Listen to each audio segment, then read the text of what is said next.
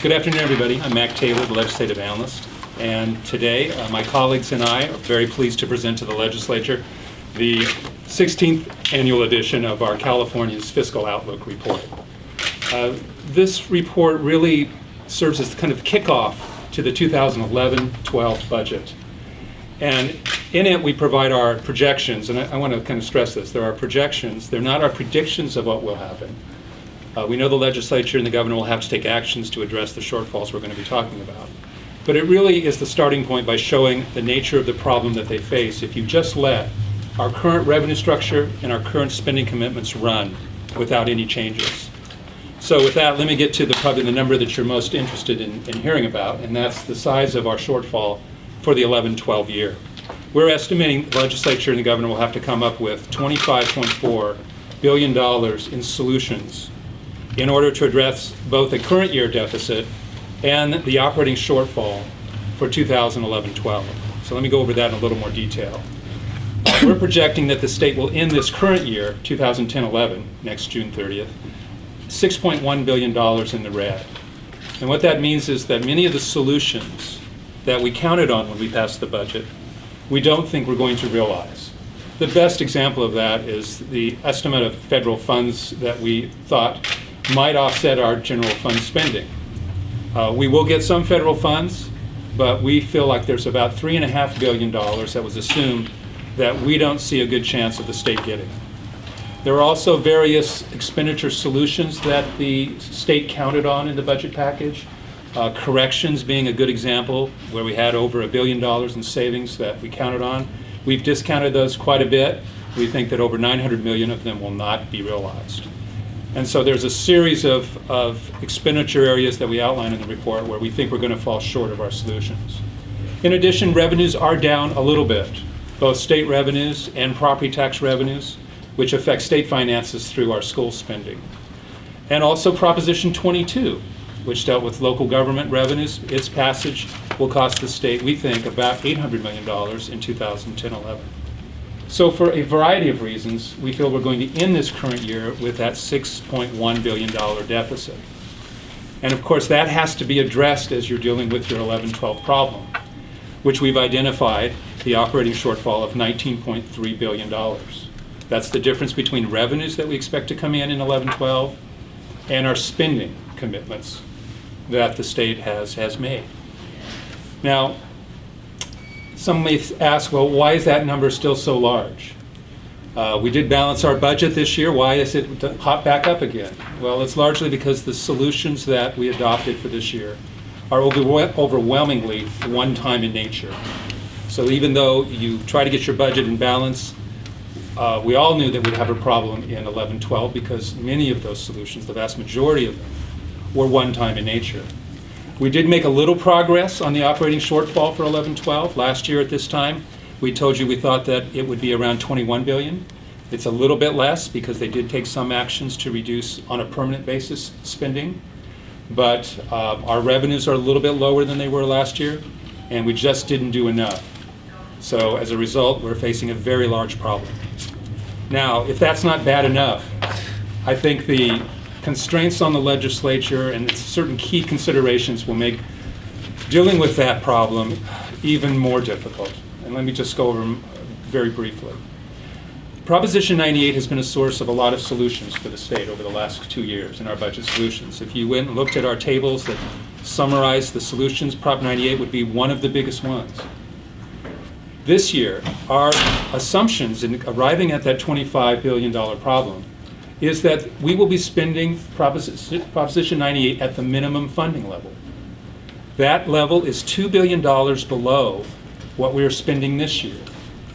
And that's because the revenue, the temporary tax increases will go off, revenues go down, the formula generates a smaller number. In addition, schools will have to backfill for various actions that we took this year. They will lose federal funds.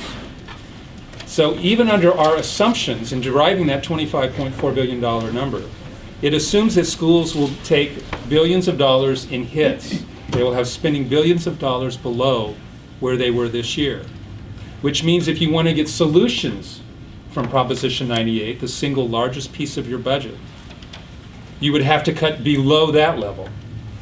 We think that's going to be very difficult to do. The second largest state program is Medi-Cal. And in Medi-Cal, because of federal health care reform, we are limited in what changes we can make to that program. We can't really change eligibility. We can do some things, but we are limited.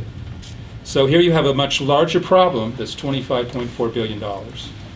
And in some ways, on your two of your largest programs, making up over 1/2 of your spending, you're pretty constrained in deriving solutions from those areas. The report also talks about where we think we're going to be in the out years. In fact, if you have it, you can turn to page 9, and you'll see the chart that shows our projected operating shortfalls through the 15-16 year.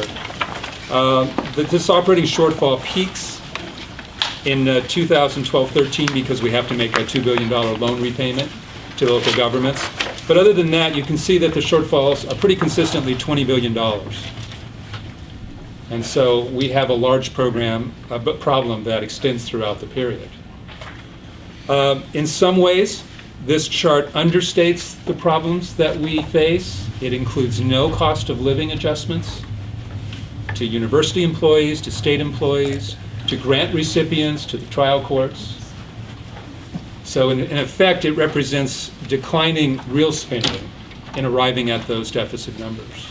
In addition, it doesn't include what may be hundreds of millions of dollars in additional retirement-related cost.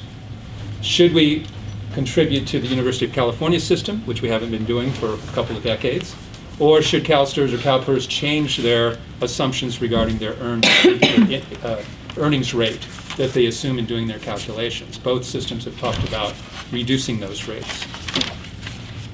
As far as what the legislature should do about this report is not the place where we offer specific solutions.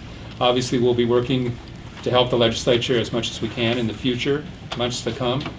But we do give them some kind of overarching advice. And first of all, I would just say that everything that we've said in past reports still applies. We think that they should start soon, act early.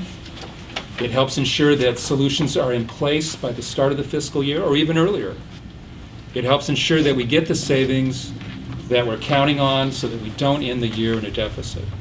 We think they have to consider everything: significant baseline expenditure reductions to programs, revenue increases, realignment of programs, restructuring of programs.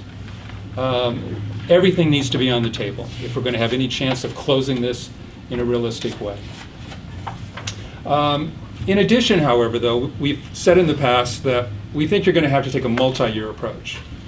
We said this last year, we're saying it again this year, but we're providing a little more specificity. In fact, if you look at the chart on page 11, you see how we just give an example of how the state can take a multi-year approach in stepping down your problem.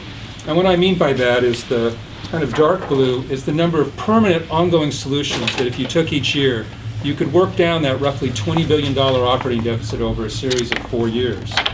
It still means you have to come up with sizable temporary reductions. That's the kind of light blue that you have to take every year. But they don't have to necessarily be ongoing. But you have to do this combination of things over years so that by the end of our forecast period, you can be roughly in balance. Each year of this, if you were able to follow this type of strategy, the budget would be balanced. It just means that future budgets wouldn't be completely balanced. But we think it's a more realistic approach to think about a longer-term way to bring this budget back into balance. We think it's going to take time. The problem is simply too large. With that, I'd be happy to answer any questions.